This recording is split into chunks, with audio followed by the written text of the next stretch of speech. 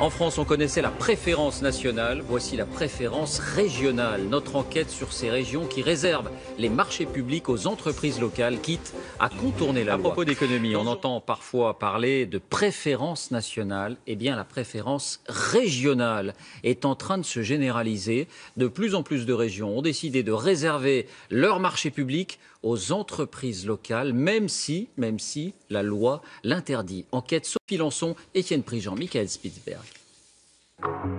Des ouvriers normands en Normandie, de la nourriture lyonnaise dans les cantines de Lyon.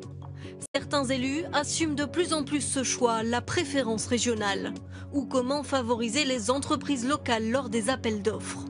Comment est-ce possible? Est-ce efficace?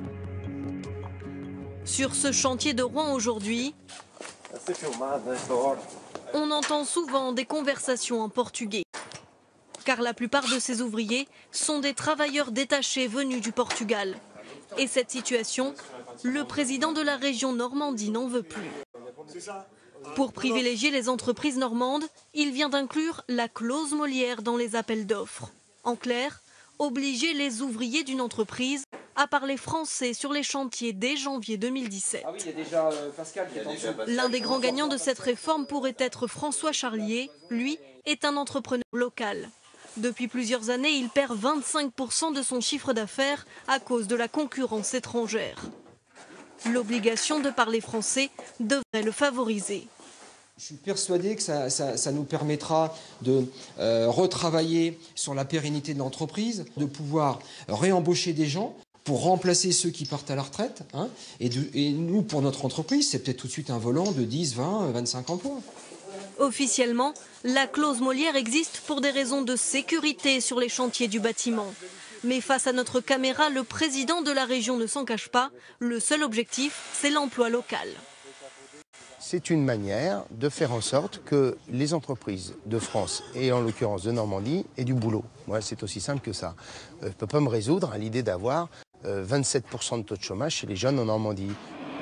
À 600 km de là, un autre président de région va encore plus loin. Laurent Wauquiez n'entend pas seulement lutter contre la concurrence des entreprises étrangères, mais aussi contre celle des autres entreprises françaises. Dans cette cantine, lui veut favoriser Auvergne-Rhône-Alpes. Donc là, vous avez des fromages de Sénou, de la Fourme et de la Taume. Dans la clause d'appel d'offres, on peut parfaitement prévoir qu'on veut un niveau de produits régionaux.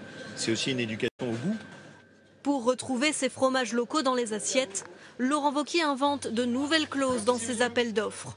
L'obligation d'avoir recours au circuit court et donc de faire travailler des producteurs de la région.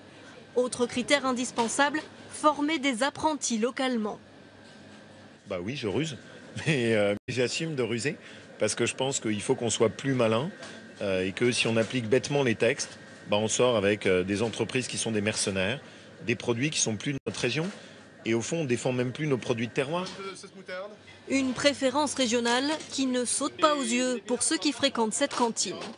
C'était local aussi, ce qu'on mangeait avant. Même si c'était effectivement un prestataire national, il y avait effectivement quand même aussi des produits qui étaient locaux. Mais pour la région, l'objectif est atteint. En 2016, les entreprises régionales ont remporté 88% des appels d'offres, contre 75% auparavant.